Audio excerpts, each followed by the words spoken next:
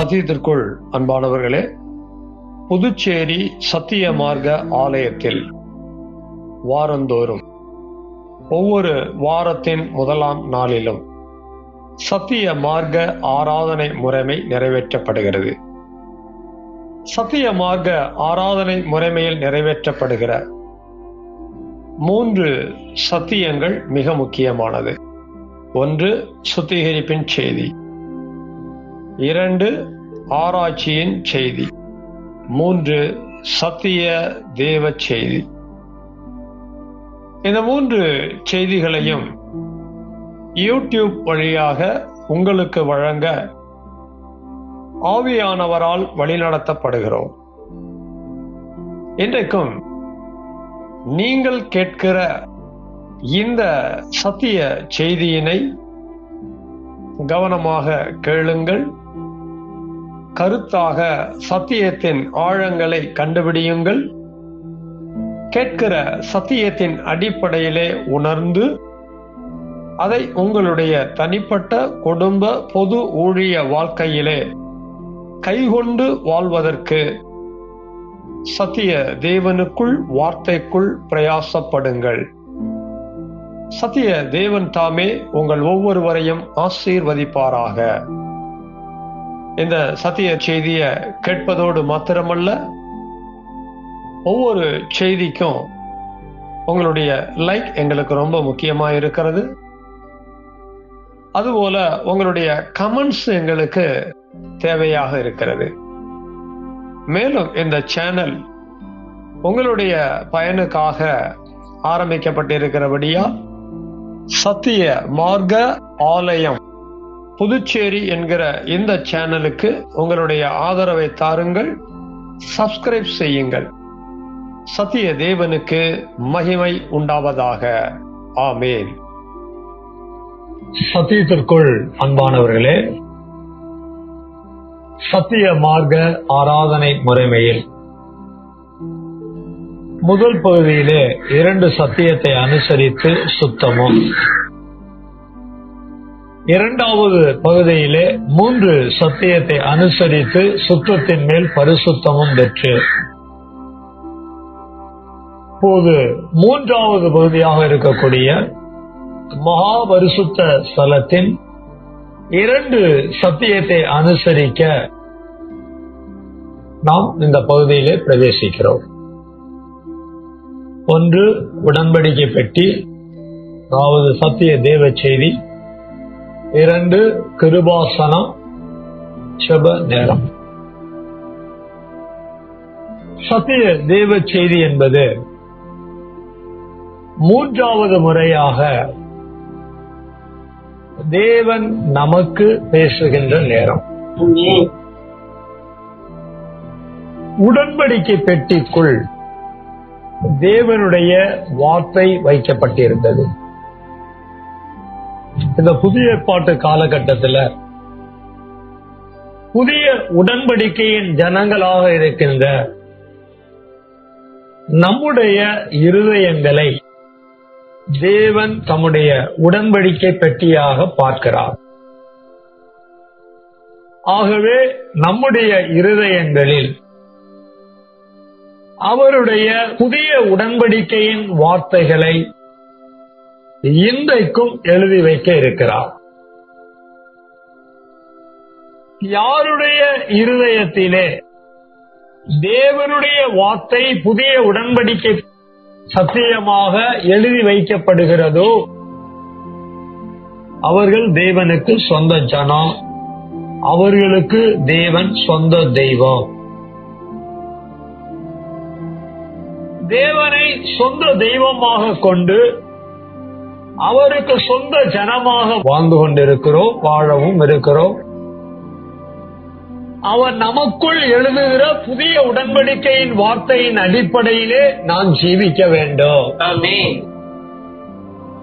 அதனால எல்லாரும் சத்தியத்தை நம்ம இருதயங்கள்ல அது எழுதப்படுகிற விதமாக நல்ல கவனமா கேட்கணும், கருத்தா கேட்கணும், உணர்வு அடையத்தக்கதாக சத்தியத்தை நாம் கேட்க வேண்டும். நம்ம சத்திய மார்க்க ஆலயம் ஆரம்பிச்சு 12ஆம் வருடத்திற்கு நாம் கடந்து போய் கொண்டிருக்கிறோம். 12 என்பது தேவனுடைய ராஜ்யத்தை வெளிப்படுத்துகிறது. நம்ம தேவனுடைய ராஜ்யத்தின் சனமாக, புத்திரராக, புத்திரியாக இருக்கிறபடியால் தேவனுடைய ராஜ்யத்திலே வாழ்கிற இருக்கிற நம்ம தேவனுடைய ராஜ்யத்துக்குரியவர்களாக ஆவியின் கனியை கொடுக்க வேண்டும். ஆகவேதான் தேவன் நமக்கு ஆவியின் கனியை குறித்த சத்தியத்தை நமக்கு தொடர்ந்து பேசிக்கொண்டே வருகிறார். இன்றைக்கும் நாம் கேட்க இருக்கிற சத்திய தேவ செய்தியினுடைய தலைப்பு ஆவியின் கனியை குறித்த சத்தியம்.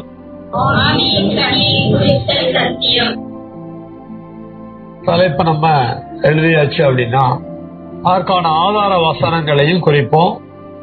கலாத்தியர் 5:22-23,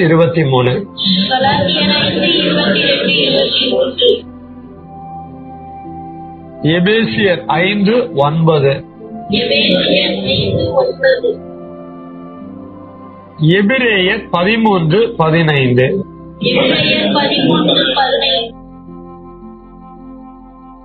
நாம வசனங்களை எழுதியாச்சு அப்படின்னா உள்ள முதல் 2 வசனங்களை வாசிப்பாங்க, அடுத்து வெளியே 2 வசனங்களை தொடர்ந்து வாசிப்பாங்க. தேவ மகிமைக்காக அவர்கள் வாசிக்கிறதை நாம் நம்முடைய கண்களிலே பார்ப்போம், காதுகளினாலே கேட்போம்.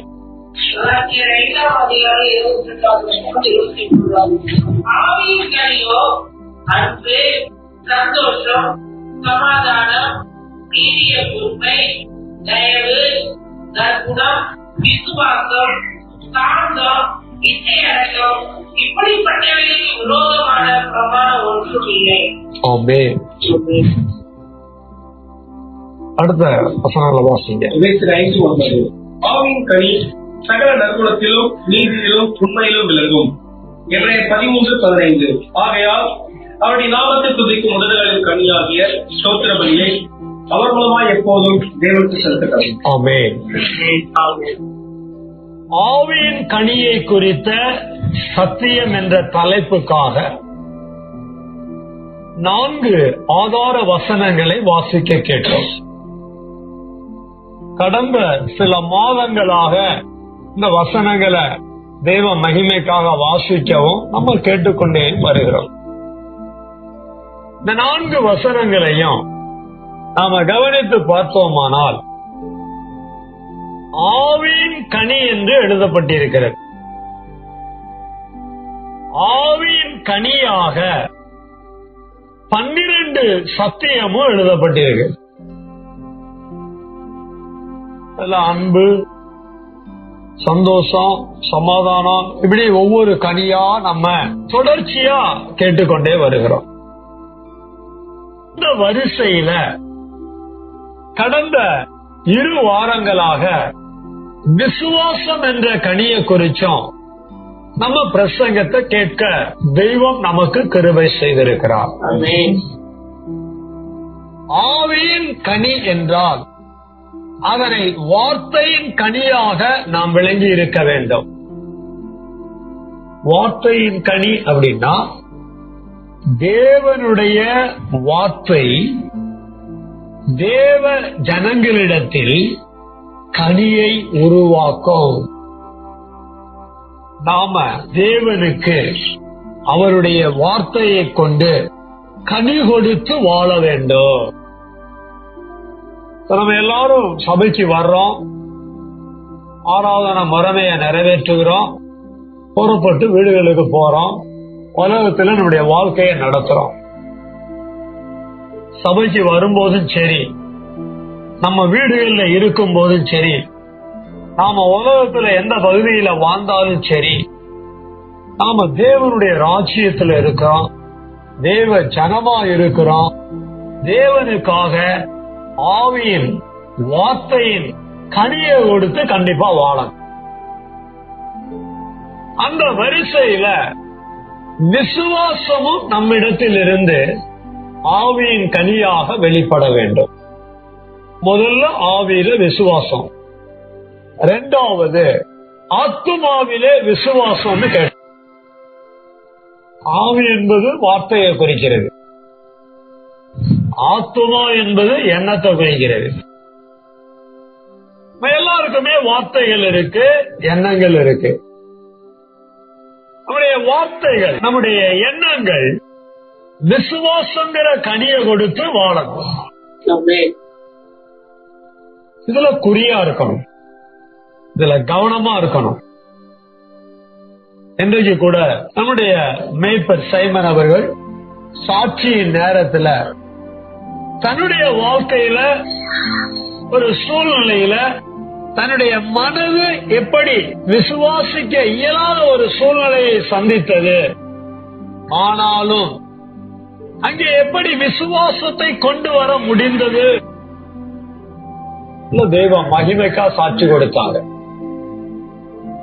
அவர் வாழ்க்கையில மட்டும் இல்லைங்க, நம்ம எல்லாருடைய வாழ்க்கையிலையும்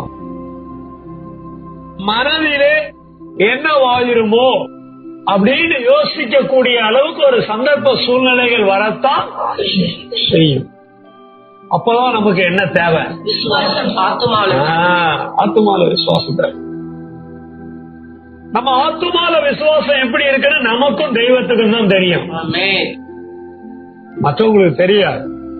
ஆனா நம்ம பேசுற பேச்ச வச்சு நம்முடைய விசுவாசம் என்னன்னு மற்றவங்க என்ன பண்ணிடுவாங்க? அறிந்து விடுவார்கள். நம்ம பேச்சில என்ன வேணும்? விசுவாசம். பிரசங்கம் கேட்கும் போது விசுவாசத்தை குறிச்செல்லாம் கேட்போம். ஆனா வாழ்க்கைய நடத்தும் போது அத ஆத்மாவில எண்ணத்திலையும் ஆவியில பேச்சிலையும் அத சரியா கிரமமா உபயோகப்படுத்துகிறோமா அப்படின்னு பார்த்தா பல நேரங்களில் என்னன்னே விளங்காம வாழ்ந்துட்டு இருக்கோம். எப்படியோங்க ஆவியின் கனி என்று சொல்லப்படுகிற மிக முக்கியமான ஒரு கனிதான் விசுவாசம்.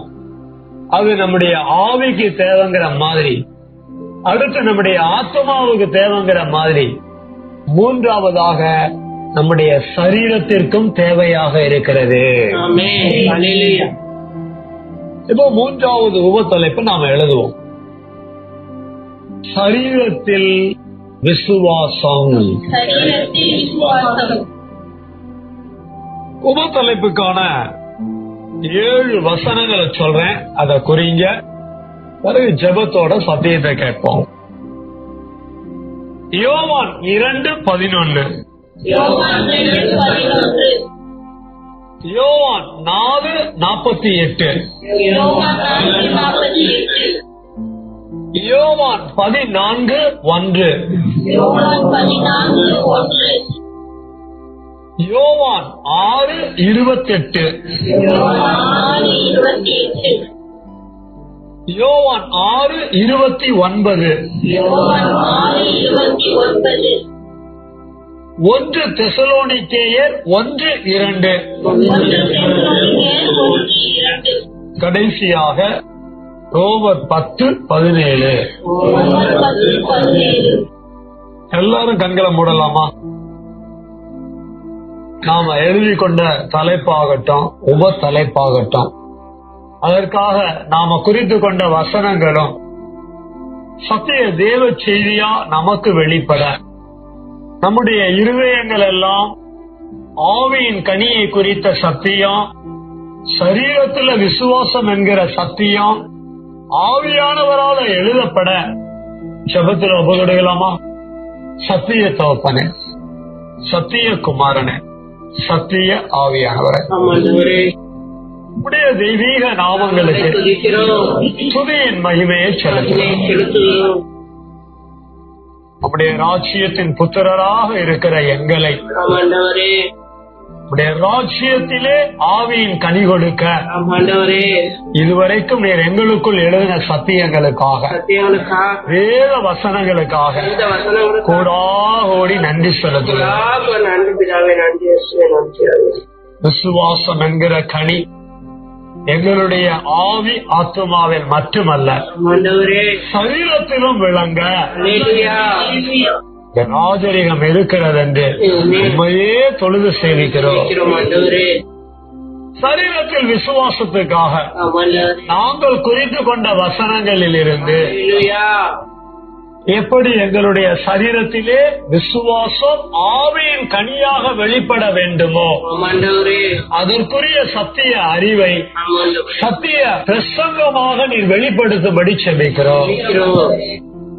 எல்லாருடைய இருதயமும் விசுவாசம் என்ற கனியினால வாழ்க்கை நடத்த எழுதப்பட இருதயங்களை திறந்து கொடுக்கிறோம். 4:12-5:14 ஒப்புக் கொடுக்கிறோம். சகல துதிக்கான மகிமையாக நம்ம கொடுக்கிறோம். சத்தியேசுவின் நாமத்தில் சத்தியாவின் துணையோடு செபிக்கிறோம். சத்தியமுள்ள பிதாவே, ஆமென். சத்திய வார்த்தையாகிய பிதா குமாரன் பரிசுத்த ஆவியானவராய் இருக்கிற தேவனுடைய தெய்வீக நாமத்திற்கு சகல துதியும் கனமும் மகிமையும் உண்டாவதாக. பிதாவாகிய தேவனுடைய இரக்கமும் குமாரனாகிய இயேசு கிறிஸ்துவினுடைய கிருபையும் பரிசுத்த ஆவியானவருடைய சமாதானமும் தேவனுடைய வார்த்தையினால் நமக்குள் உண்டாவதாக. ஆமென். சத்தியத்திற்குள் அன்பானவர்களே, விசுவாசம் என்பது ஆவியின் கனியாக இருக்கிறது. ஆவியின் கனியாகிய விசுவாசத்தை நாம் பேச கேட்கலாம். நாம் பேச கேட்டதை மற்றவர்களுக்கு எடுத்துச் சொல்லலாம். நாம் இந்த சத்தியத்தை கேட்பதாலோ நாம் இந்த சத்தியத்தை மற்றவர்களுக்கு சொல்லுவதாலோ நம்மிடத்திலே இந்த விசுவாசம் என்கிற கனி இருப்பதாக எண்ணிவிடக் கூடாது. ஆனா நம்மிடத்தில் நம்முடைய ஆவியில் வார்த்தையில், நம்மிடத்தில் நம்முடைய ஆத்துமாவில் உணர்வில், நம்மிடத்தில் நம்முடைய சரீரத்தின் கிரியைகளில், சொந்த வாழ்க்கையில் விசுவாசம் வெளிப்பட வேண்டும். இதற்காக தெய்வம் நமக்கு ஆயத்தம் பண்ணி கொடுத்த 7 வசனங்களுக்குள்ள எப்படி சரீரத்துல கொண்டு வரணும், எப்படி தெய்வம் எதிர்பார்க்கிறார், இதற்காக நாம எப்படி மனம் திரும்பணும், இதற்காக வாழ எப்படி ஒப்பு கொடுக்கணும், இந்த அறிதலை பெற்றுக்கொள்ள நாம் தொடர்ந்து இந்த சத்திய தேவ செய்தியை கேட்க போகிறோம். இதற்காக நாம் முதலாவதாக எழுதிக் கொண்ட யோவான் 2ஆம் அதிகாரம் 11ஆம் வசனத்தை நம்ம வாசிக்க கேட்போம். யோவான் 2ஆம் அதிகாரம் 11ஆம் வசனம். இவ்விதமாக இயேசு இந்த முதலாம் அற்புதத்தை கலிலேயாவில் உள்ள கானா ஊரிலே செய்து தம்முடைய மகிமையை வெளிப்படுத்தினார். அவருடைய சீஷர்கள் அவரிடத்தில் விசுவாசம் வைத்தார்கள். ஆமென். வாசிக்கப்பட்ட முதல் வசனத்தை எல்லாரும் கேட்டிருக்கிறோம். இயேசு கிறிஸ்து தன்னுடைய 30ஆம் வயதுல யோர்தான்ல ஞானஸ்நானம் எடுக்கிறார். பிறகு வனாந்தரத்துக்கு கொண்டு போகப்படுறார்.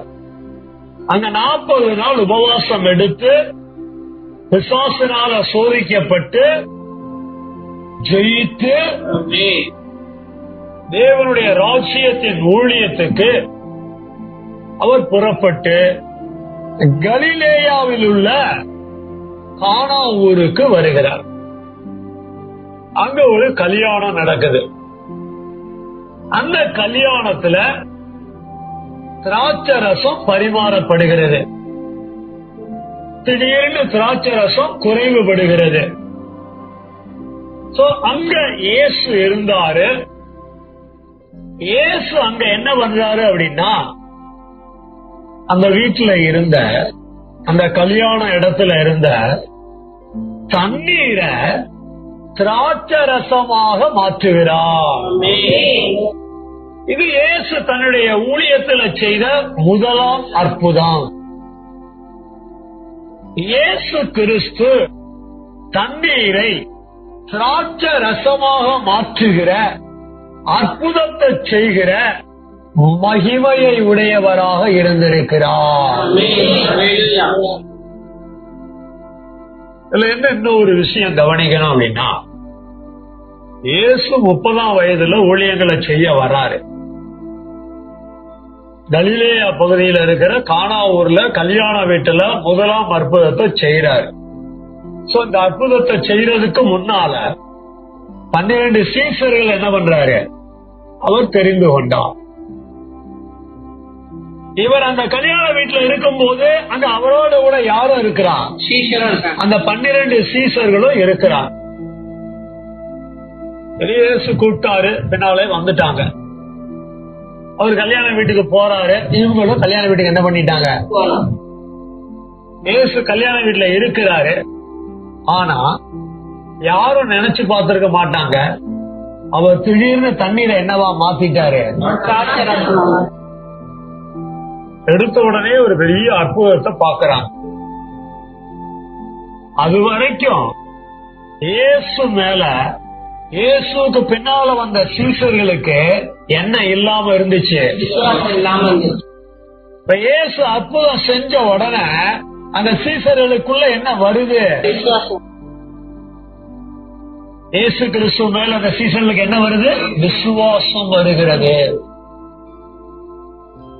நீங்களும் நானும் இயேசுவின் சீசராக, சீஷிகளாக இருக்கிறோம் என்றால் இயேசுவின் மேல் நமக்கு விசுவாசம் இருக்க வேண்டும். பாஸ்டர், இந்த விசுவாசங்கிற அந்த பொருள் எங்க ஆர்டர் பண்ணலாம் பாஸ்டர்? ஈகார்ட்லயா, அமேசான்லயா, பிளிப்கார்ட்லயா? விதவிதமா இருக்கு. ஏதாவது சொன்னீங்கன்னா நான் உடனே என்ன போட்டுருவேன், ஆர்டர் போட்டுருவேன். எங்க வீட்டுல சுடுதண்ணியே நான் எங்கதான் ஆர்டர் போடுறேன், ஆன்லைன்ல தான் போடுறேன் பாஸ்டர். இந்த விசுவாசமா ஆர்டர் போட்டுக்குவேன். ஸ்டாக் இல்லைன்னா ஒட்டு மொத்தமா என்ன பண்ணிக்குவேன், போட்டு வாங்கிக்கிடுவேன். அப்பப்ப இயேசு மேல என்ன வச்சுக்கலாம், ஆர்டர் போட்டெல்லாம் என்ன வைக்க முடியாது. இயேசுவின் மகிமையை அறிய வேண்டும். இயேசுவின் மகிமையை அறிந்தால் மட்டுமே ஒருவருக்குள் விசுவாசம் வரும். பல நேரங்கள்ல நமக்கு விசுவாசம் இல்லாம போகுது அப்படின்னா நமக்குள்ள யார கொண்டு வரல, நமக்குள்ள இயேசுவையோ அவர் செய்கிற மகிமையையோ கொண்டு வரல. எல்லாம் கொண்டு வரணும். கண்டது கிடையாது மனசுக்குள்ள கொண்டு வந்து வச்சுக்கிறோம். குப்பையெல்லாம் கொண்டு வந்து மனசுக்குள்ள என்ன பண்ணிக்கிறோம், வச்சுக்கிறோம். அது தூங்கும் போது கூட நம்மளை தொல்லை பண்ணுது. ஆனா வாழும் போது நமக்கு தேவையான விசுவாசம் இருக்க மாட்டேங்குது. என்ன இருக்கணுமோ அதை உள்ள கொண்டு போய் வைக்கணும். அதை வச்சாதான் இருக்க வேண்டிய விசுவாசம் இருக்கும். மனைவி கணவன் மேல விசுவாசமா இருக்கிறதும், மனைவி கணவன் மேல இருக்கிற விசுவாசம் என்பதெல்லாம் அது வேறு வகையானது. ஆனா முதல்ல தேவ ஜனமாக இருக்கக்கூடிய ஒருவருக்கு இயேசுவின் மேல் விசுவாசம் இருக்கணும். அடுத்த வசனத்தை படிப்போம். அப்போது இயேசு அவனை நோக்கி, நீங்கள் அடையாளங்களையும் அற்புதங்களையும் காணாவிட்டால் விசுவாசிக்க மாட்டீர்கள் என்றார். இயேசு ஊழியம் செஞ்சுக்கிட்டே வர்றாரு. அப்படி அவர் ஊழியம் செய்யும் போது அவர் வாயிலிருந்து தன்னை சூழ வரக்கூடிய, தனக்கு முன்னால வரக்கூடிய, தான் கூட வரக்கூடிய அந்த ஜனங்களை பார்த்து ஒரு ஸ்டேட்மெண்ட் கொடுக்கிறார். எதை பத்தி பேசுறாருன்னா விசுவாசத்தை பத்தி பேசுறாரு. என்ன சொல்றாரு அப்படின்னா, விசுவாசிக்க மாட்டீர்கள் சொல்றாரு. நீங்க எல்லாம் எப்படிப்பட்ட ஆளு தெரியுமா, ஏதாவது ஒரு அடையாளத்தையோ ஒரு அற்புதத்தையோ பார்த்தீங்கன்னா தான் என்ன பண்ணுவீங்க அப்படின்னு சொல்றாரு. ஜனங்களை பத்தி இயேசு நல்லா அறிஞ்சு வச்சிருக்கிறார். ஜனங்க இயேசுவை அறிஞ்சிருக்கிறாங்களோ இல்லையோ, ஜனங்களை பத்தி இயேசு என்ன பண்ணிருக்கிறாரு நம்ம நினைப்போம். ரொம்ப இயேசு அறிஞ்ச மாதிரி நினைப்போம், நம்ம ஒண்ணு கூட அறிஞ்சிருக்க மாட்டோம். ஆமா, ஒரு ஜாதியான் கூட இயேசுவை பத்தி எதையாவது சொல்லுவான் சமயத்துல. ஓஹோ, பைபிள் இப்படி எல்லாம் இருக்கோ அப்படிதான் நம்ம நினைப்போம். ஆனா நம்ம சரியா அறிஞ்சிருக்க மாட்டோம். தெய்வம் நம்மை முழுமையாக அறிந்திருக்கிறார். நான் ஆலயத்துக்கு வருவேங்க, என் மகனுக்கு வேலை கிடைக்கணும், ஆலயத்துக்கு வருவேங்க. வேலை கிடைச்சா என்ன பண்ணுவேன், இயேசுவை விசுவாசிப்பேன், தொடர்ந்து ஆலயத்துக்கு வருவேன். இல்லன்னா நான் ஆலயத்துக்கு என்ன பண்ண மாட்டேன், வரமாட்டேங்க. நீ இயேசுக்கே கமாண்ட் பண்றியா, நீ இயேசுக்கே செக் வைக்கிறியா, இல்ல நிபந்தனை வைக்கிறியா? அவர் யாரு என்ன இதெல்லாம் அறியாம, நம்மளை எப்படியெல்லாம் யோசிக்க வைக்குது, எப்படியெல்லாம் சொல்ல வைக்குது, எப்படியெல்லாம் நடந்துக்க வைக்குது பாருங்க. முதல்ல தன்னை விசுவாசிக்கிறாங்களா அப்படிங்கறத பாப்பாரு. ஆனா நல்லா அறிஞ்சு வச்சிருக்கிறார். அதாவது நடந்தாதான் இதுக்கு என்ன பண்ணுதுங்க, விசுவாசிக்கிறதுங்க. இல்லன்னா இதுக்கு என்ன பண்ணாது, விசுவாசிக்க மாட்டாங்க. நல்லா அறிஞ்சு வச்சிருக்கிறார். சபைக்கு வர்ற நீங்க நல்லா புரிஞ்சுக்கங்க, ஆண்டவர் எனக்கு ஏதாவது செஞ்சாதான் விசுவாசிப்பேன் அப்படிங்கிற ஒரு பார்வைய நாம எடுத்து போறோம். இயேசு என்னை இப்படி சொல்லுகிற அளவிற்கு விசுவாசத்துல நான் குறவுள்ளவனா இருக்கக்கூடாது. முதல்ல விசுவாசம் இருக்கணும். ரெண்டாவது விசுவாசம் என்ன உள்ளவனா இருக்கக்கூடாது, குறவுள்ளவனா இருக்கக்கூடாது. விசுவாசம் சம்பந்தமான வசனங்களை கவனித்து கேட்டுக்கொண்டே வருகிறோம். விசுவாசம் ரொம்ப முக்கியமானது. சபைக்குள்ள உள்ள என்ட்ரு ஆகுறதுல இருந்து நம்மள கூட்டி பொட்டியில வைக்கிற வர நமக்கு எது முக்கியம், ரொம்ப முக்கியம். பாக்கெட்டுக்குள்ள கைய விட்டா பணம் இருக்கிற மாதிரி நமக்குள்ள என்ன இருக்கணும், விசுவாசம் இருக்கணும். விசுவாசங்கிற விஷயத்துல நம்ம தவறிட்டோம்னா பல நேரங்கள்ல ரொம்ப கஷ்டம். சரி, அடுத்த வசனத்தை வாசிப்போம்.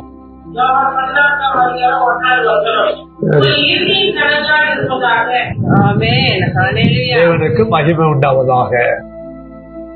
இயேசு ஊழியத்தின் போது அவர் என்ன சொல்றாரு பாருங்க, உங்கள் இருதயம் என்ன செய்யாதிருப்பதாக.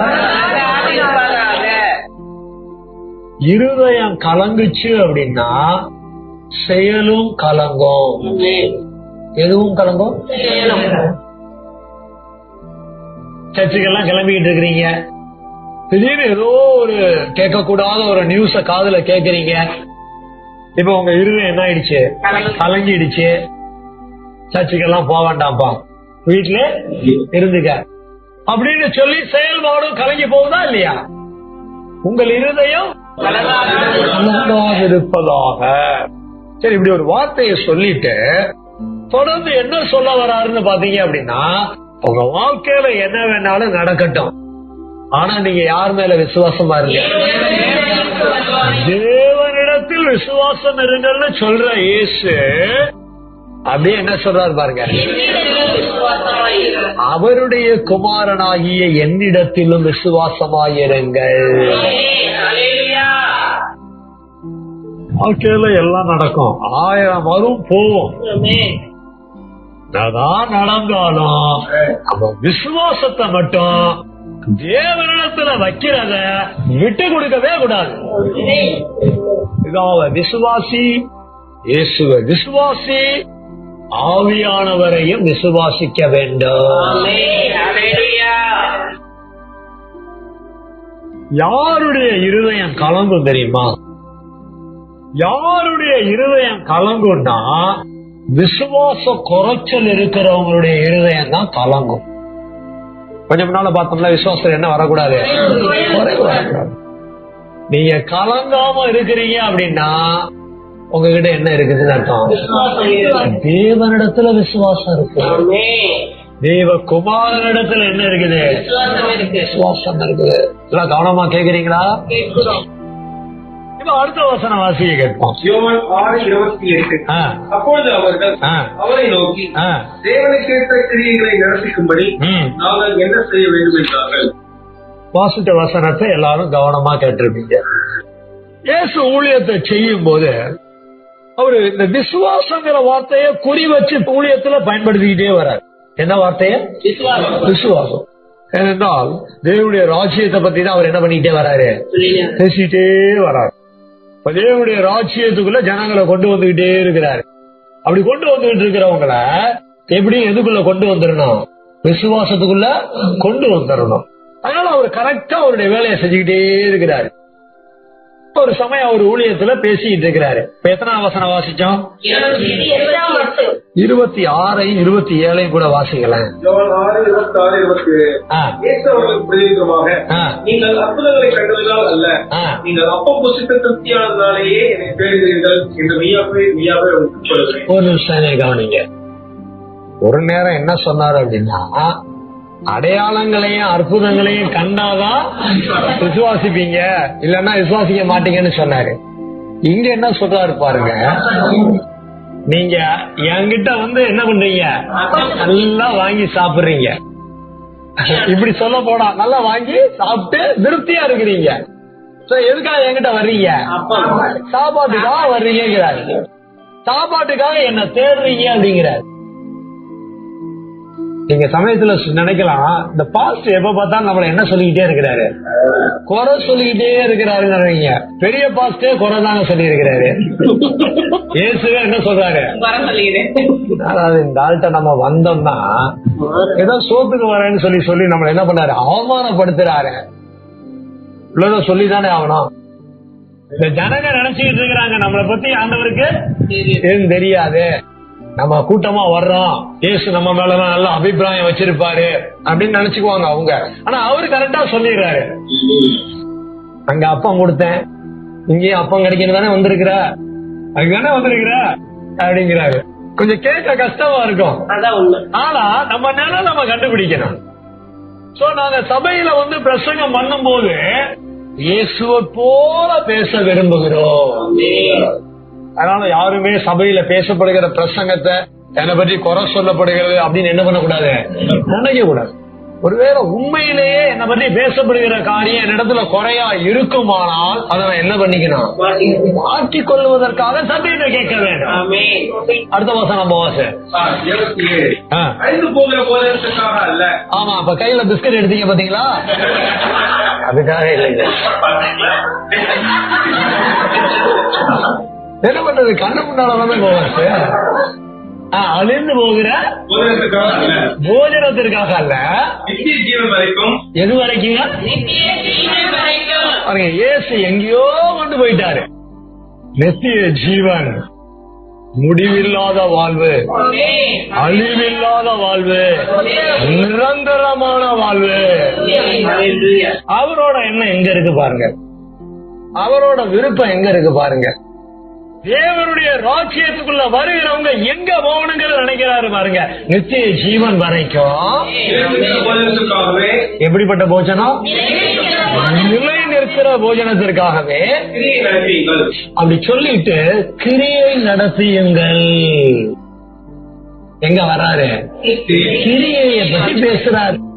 கிரியை என்பது சரீரத்தின் செயல்பாடு. இயேசு கிறிஸ்து விசுவாசத்தை பத்தி அங்கங்க பேசுறாரு அப்படின்னா ஒண்ணு ஆத்மாவுக்கு பேசியிருப்பாரு, இல்லன்னா ஆவிக்கு பேசியிருப்பாரு, இல்லன்னா எதுக்கு பேசியிருப்பாரு, சரீரத்துக்கு பேசியிருப்பாரு. கிரியைகளை நடத்தியுங்கள் அப்படி சொன்னதுக்கு அப்புறம் தான் அது என்ன கிரியைன்னு கேட்கிறவங்க விளங்கிக்கிட்டாங்க. அதுதான் 28 இருக்குது, தேவனுக்கேற்ற கிரியை. எல்லாருமே கிரியை செய்யறவங்க. பக்கத்துல இருக்கிறவங்க சப்புன்னு அடிக்கிறதும் கிரியை தான். பக்கத்துல இருக்கிறவங்க சப்புன்னு அடிச்சதுக்கு அப்புறம் அடிக்காம இருக்கிறதும் ஒரு நல்ல கிரியை தான். எது எப்படியோங்க தேவ சனம் யாருக்கேற்ற கிரியையை நடத்திக்கணும். இந்த தேவனுக்கேற்ற கிரியைய இயேசு எங்க கொண்டு போய் கனெக்ட் பண்றாரு பாருங்களேன். அடுத்த வசனம் யோவான் 6:29.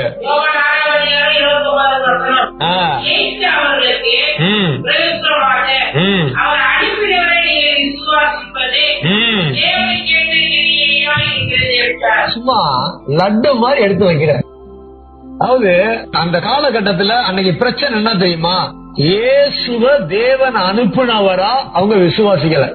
அதான் அன்னைக்கு அவங்களுடைய பெரிய பிரச்சனை.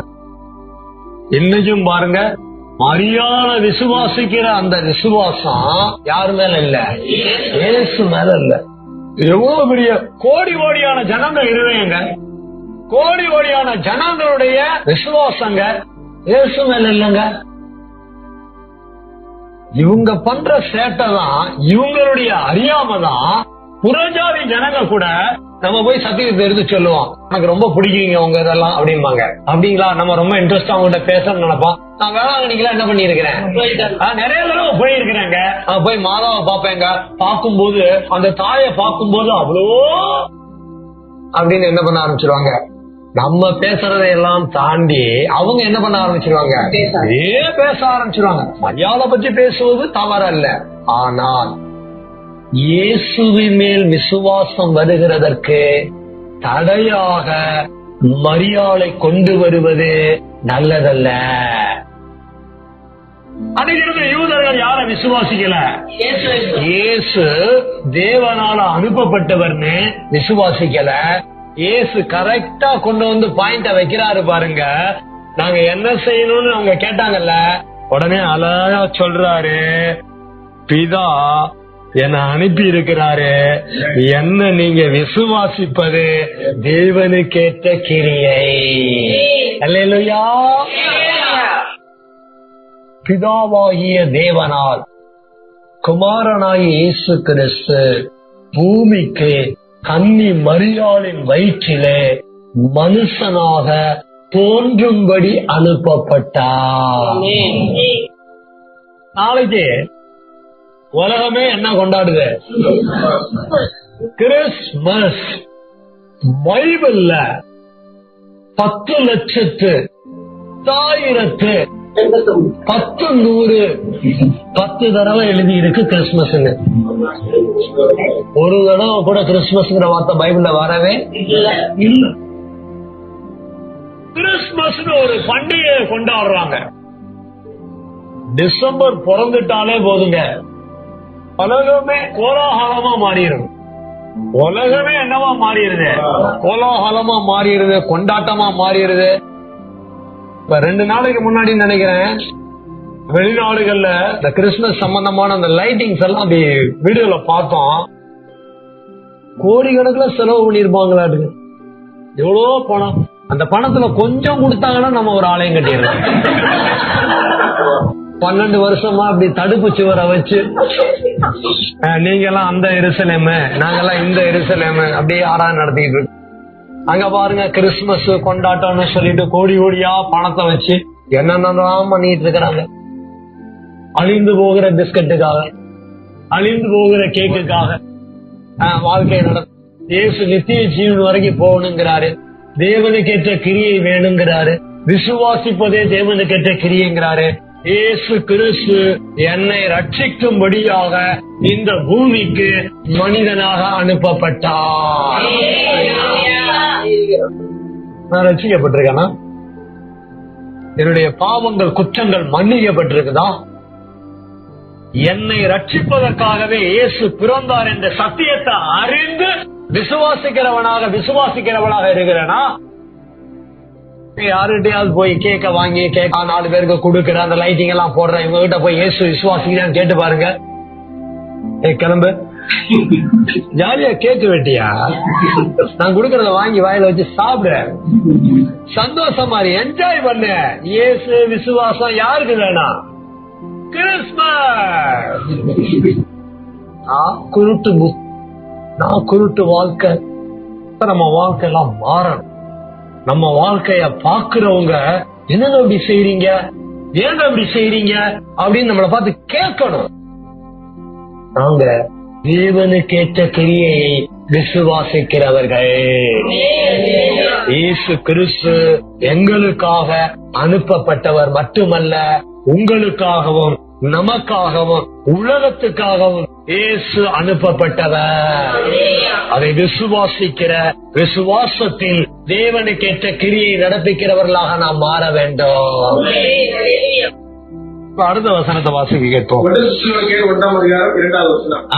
தேவனுக்கு பிரியமான சகோதரரே, உங்கள் விசுவாசத்தின் கிரியையையும் உங்கள் அன்பின் பிரயாசத்தையும் நம்முடைய கர்த்தராகிய இயேசு கிறிஸ்துவின் மேல் உள்ள உங்கள் நம்பிக்கையின் பொறுமையையும் நம்முடைய பிதாவாகிய தேவனுக்கு முன்பாக நாங்கள் இடைவிடாமல் நினைவு கூர்ந்து.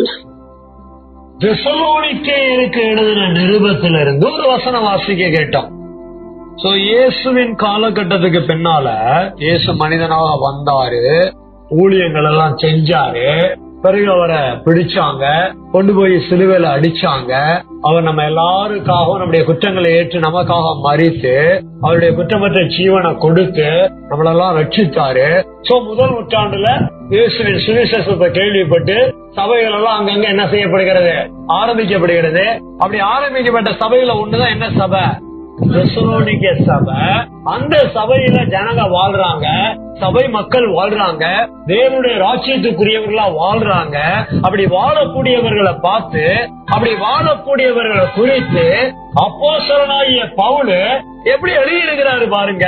உங்கள் விசுவாசத்தின் கிரியைய நாங்கள் நினைவு கூறுகிறோம். எப்படி நினைவு கூறுகிறோம் தெரியுமா? தேவனுக்கு முன்பாக இடைவிடாமல் நினைவு கூறுகிறோம். நீங்களும் என்ன செய்றீங்க, ஏன் செய்றீங்க அப்படின்னு உங்களோட கிரியைகளை குறித்து நாங்களும் இடைவிடாமல் நினைவு கூறுகிறவர்களாக இருக்கிறோம். உங்க கிரியை எப்படி இருக்கு, உங்க செயல் எப்படி இருக்கு, விசுவாசத்தோடு செய்யப்படுகிறதா? கிரியைகளிலே விசுவாசம் அப்படின்னு என்னன்னு தெரியுமா? பாருங்க, ஒரு வசனத்தை இப்ப நம்ம வாசிச்சிருவோம். அப்போஸ்தலர் 12:11 வாசிக்க கேட்போம். இந்த வசனம் நம்ம முன்னால குறிக்கல, வாசிங்க. நான் ஒன்றுக்கும் சந்தேகப்படாமல்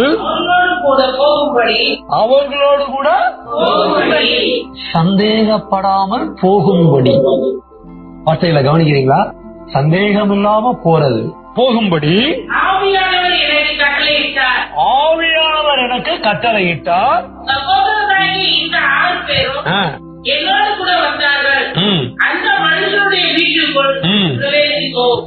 இப்ப என்னைய கொஞ்சம் கவனிங்க. அப்போஸ்தலர் நடவடிக்கைகள் காலகட்டங்கள்ல இயேசு பரமேறிய பின்னால இயேசுவனுடைய சீசர்கள் ஒவ்வொருவரும் இயேசுவை பற்றிய சுவிசேஷத்தை அறிவித்து ஊழியங்களை செய்து கொண்டு வர்றாங்க. அப்படி ஊழியங்களை செய்து கொண்டு வரும்போது ஒரு முறை பேரு ஜோம் பண்ணிட்டு இருக்கிறான். பேரு என்ன பண்ணிட்டு இருக்கிறாரு? ஜோம் பண்ணிட்டு இருக்கிறாரு. அப்படி ஜோம் பண்ணிட்டு இருக்கும் போது அவருக்கு ஒரு தரிசனம் வருது. அந்த தரிசனம் 3 முறை வருது. அந்த 3 முறை அந்த வர தரிசனத்துல என்ன அப்படின்னா, எல்லா மிருக ஜீவன்களும் தரிசனத்துல காண்பிக்கப்படுது. அப்ப பேரு என்ன சொல்றாரு அப்படின்னா, நான் இதெல்லாம் என்ன பண்ண மாட்டேன், சாப்பிடவும் மாட்டேன், நான் யாருன்னு நீ நல்லா என்ன பண்ணுவீரு, அறிவீரு அப்படின்னு சொல்றான். அப்ப தெய்வம் என்ன சொல்றாரு அந்த தரிசனத்தின் மூலமா அப்படின்னா, இதெல்லாம் நீ ஏன் சாப்பிட மாட்ட அப்படிங்கறது எனக்கு நல்லாவே தெரியும். ஆனா இது எல்லாத்தையும் நான் என்ன பண்ணிட்டேன், சுத்தம் பண்ணிட்டேன். இப்ப இது அசுத்தமா இல்ல, இத நீ என்ன பண்ணலாம், அடித்து அப்படின்னு சொல்றாரு. இது என்ன அப்படின்னா, இவர் எங்க போறாரு, கொர்நேலிய வீட்டுக்கு போறாரு. இவரை கொர்நேலிய வீட்டுக்கு கொண்டு போறதுக்கு ஆட்கள் என்ன பண்ணிட்டு இருக்கிறாங்க, வந்துட்டு இருக்கிறாங்க. சோ வர்ற அவங்களோட இவர் என்ன பண்ணணும், போகணும். அப்படி போனா அங்க என்ன வைப்பாங்க, இதெல்லாம் அடிச்சு விருந்து வைப்பாங்க. இதே போவாசம் என்னையெல்லாம் கூப்பிட்டுருந்தாங்கன்னு வச்சுக்கோங்க, வெளுத்தா இல்லையா அப்படின்னு இருப்போம். அவரு ஐயா ஏண்டாப்பா இவங்கள கூப்பிட்டோம் அப்படின்னு அவரு பயந்து இருப்பாரு, கொர்நேலியும். ஸ்தோத்திரம். ஆனா பேரு பாருங்க, தேவ தரிசனத்துக்கே பதில் பேசுறான். தீட்டு, நான் எல்லாம் சாப்பிட மாட்டேன். அவன் தெரியாதா, ஆனா எவ்வளவு பெரிய பரிசுத்தவான், ஊழியத்துக்கு எல்லாம் வந்திருக்கிறான் பாருங்க அப்படின்னு சொல்ற மாதிரி பேசுறான். நீ ஒண்ணுக்கும் சந்தேகப்படாம போ. ஊழியக்காரனே சமயத்துல இப்படிதான், ஆண்டவரை விட பெரிய ஆயிடுவான். ஆமா, அவருக்கே சொல்லுவான், இப்ப விசுவாசி எல்லாம் ஏமாத்தணும். நான் சொல்றேன் நீ போ. ஆவியார் என்ன கொடுக்கிறாரு, கட்டளை இட்டா. சந்தேகப்படாம போகணும்.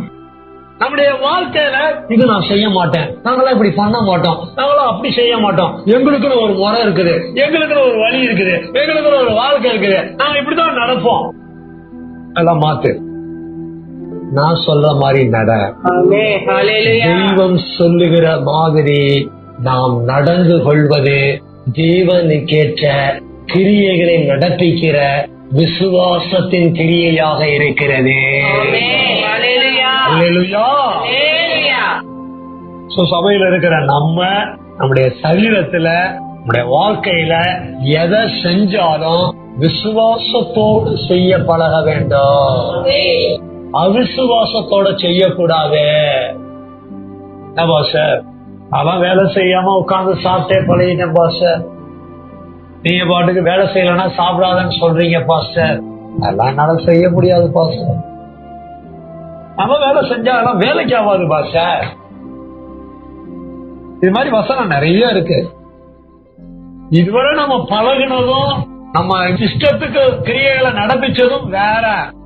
ஆனா இனிமே தேவனுடைய வார்த்தையின்படி நாம செய்ய வேண்டியது என்னவோ அதை செய்து வாழ வேண்டியது வேற.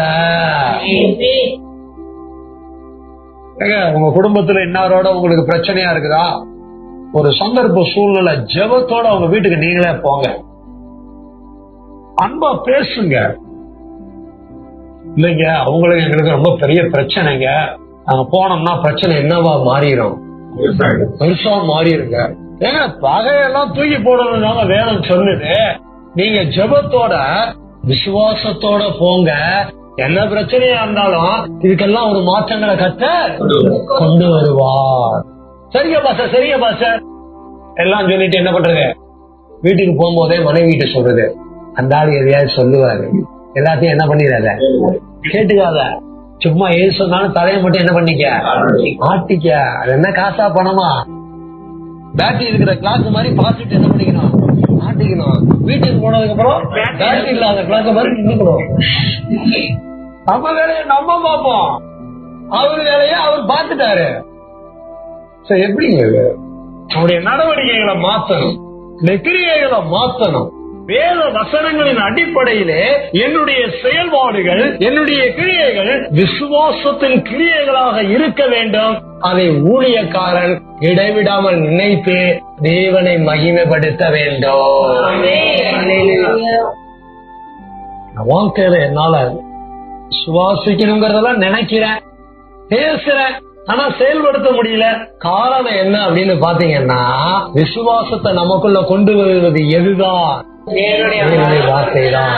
ரோமர் 10:17 எல்லாரும் எடுங்க, எல்லாரும் ஒன்னா எடுத்துக்குவோம். எல்லாரும் எடுத்துக்கிட்டோம் அப்படின்னா எல்லாரும் தேவ மகிமைக்காக ரோமர் 10:17 நாம் வாசிக்க இருக்கிறோம். எல்லாரும் எடுத்தாச்சுன்னா ஒரு அல்லேலூயா சொல்லுங்க, வாசிப்போமா? ஆதலால் விசுவாசம் கேள்வினாலே வரும், கேள்வி தேவனுடைய வசனத்தினாலே வரும்.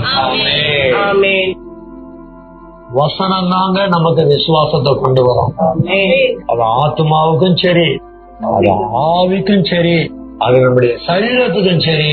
அதனால உங்களுக்கு செயல்பாடுல கிரியைகள்ல விசுவாசம் குறைச்சலா இருக்கு அப்படின்னா உடனே விசுவாச சம்பந்தமான வசனங்கள் எல்லாம் எடுத்து வச்சு அதை கொண்டு போய் ரத்தத்துல கலக்கும்படியா தேடி அதை நல்லா உள்ள ரத்தத்துல கலக்க செய்து விசுவாசத்தின் கிரியைகளை நடப்பிக்க வேண்டும்.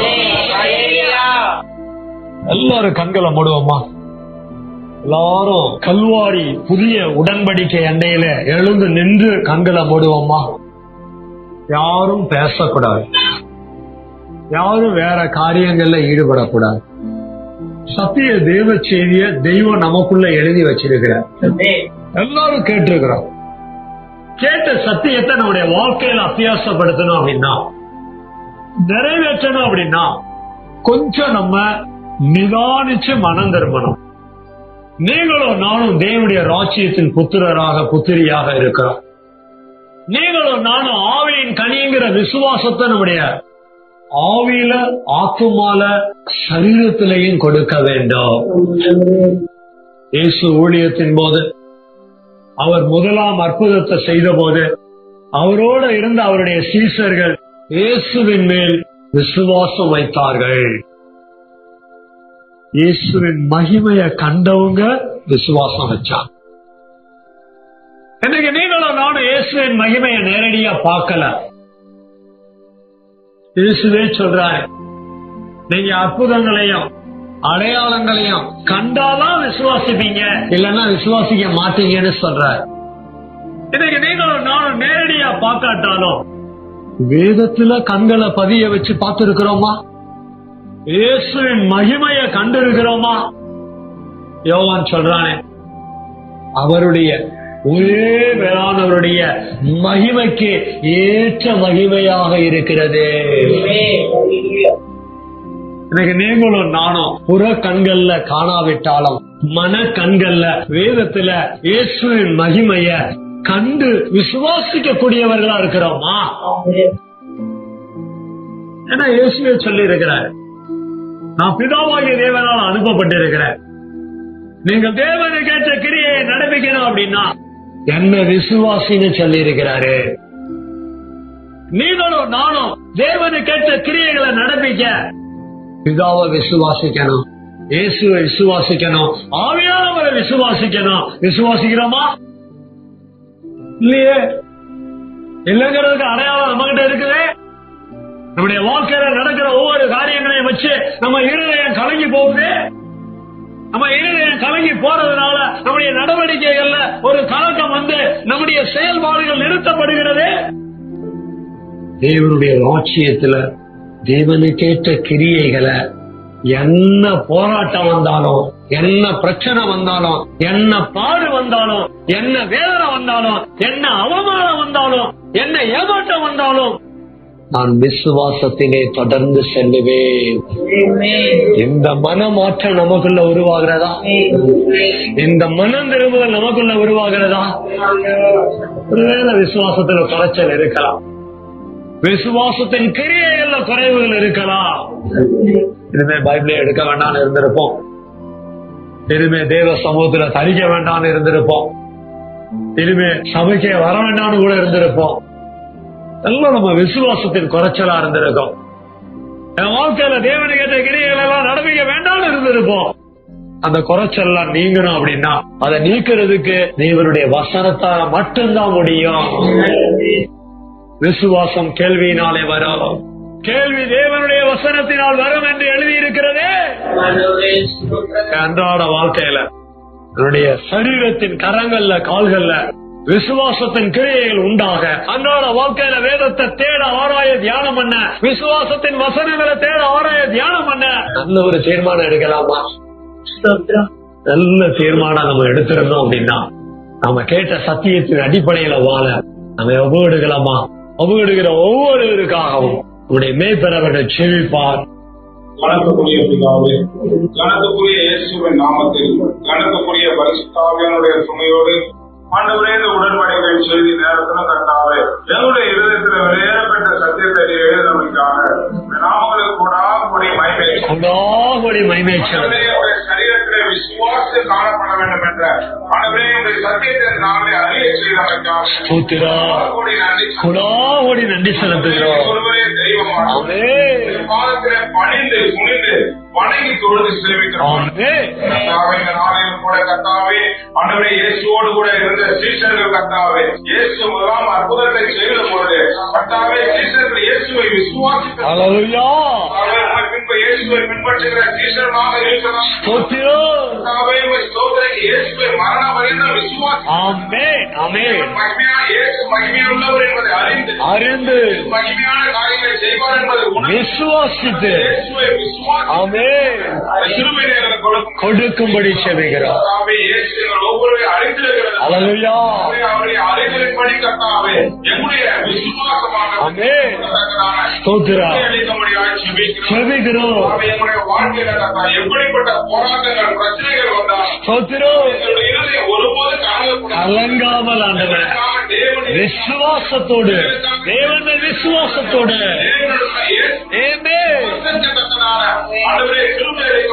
அழைக்கும்படி செவிகிறார். அவரை அனுப்புகிற விசுவாசிப்பது ஆமென். ஆமென். ஆமென். பிதாவாகிய தேவன் அனுப்பினதான இயேசுவை ஹalleluya. விசுவாசித்து ஸ்தோத்திரம். கிரியைகளுடைய கருத்தை காணப்படும் ஸ்தோத்திரம். அனுகிரகம் அனுகிரகம் அனுகிரகம் அனுகிரகம் உண்டாயிரு செபிக்கிறோம். அப்படியே நீ செய்யப்படுவதற்காக நன்றி செலுத்துகிறோம். ஸ்தோத்திரிக்கிறோம். கனி கொடுக்கத்தக்கதாக ஆமென். கனி கொடாத அந்தகார கிரியைகளுக்கு வெளிப்படாத ஹalleluya. நாமம் மகிமைப்படுத்தும் ஆமென். கனிகள் காணப்படத்தக்க ஸ்தோத்திரம். கிருபை அளிக்கும்படியா. விசுவாச கேள்வினாலே வரும் என்று ஆமென். ஆமென். கேள்வி தேவனுடைய வசனத்தினாலே வரும். ஆமென். ஆமென். ஆண்டவரே, உம்மை வேண்டுங்க. அதிகமா அன்றாட வாழ்க்கையில ஸ்தோத்திரம் ஆண்டவரே. ஸ்தோத்திரம் ஆண்டவரே. விசுவாசத்தை கிரியைகளை வெளிப்படுத்தும். ஹalleluya. ஆண்டவருடைய நாமத்துக்கு மகிமையான கனி கொடுக்க ஸ்தோத்திரம். செபிக்கிறோம். அப்படியாக எங்கள் ஒவ்வொருவரையும் பொறுப்படுத்திக் கொள்ள முடியாது செபிக்கிறோம். கேட்ட சத்தியங்களை கூட மறைத்து ஒப்புக்கொள்ளும். ஆமென். ஆவியானவர் பொறுப்பெடுத்துக் கொள்ளும். இயேசுவின் நாமத்தில் ஆவியானுடைய ஒத்தாசையோடு நன்றி சொல்லி ஜெபிக்கிற ஜீவனம் பரிசுத்தமுள்ள நல்ல பிதாவே. ஆமென். ஆமென். ஆமென்.